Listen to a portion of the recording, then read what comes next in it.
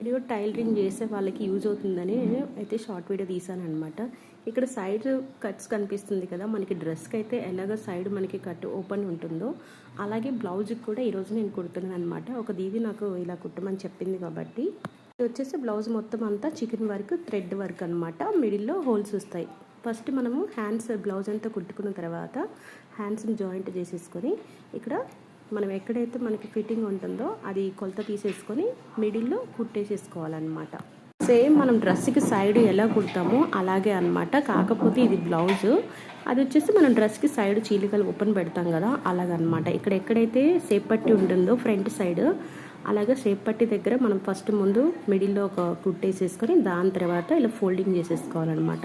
ఎక్కడైతే నేను డాట్ పెట్టానో చెక్తో అక్కడి నుంచి ఇలా 2 సైడ్స్ అనేది ఫోల్డ్ చేసుకుంటూ రావాలి.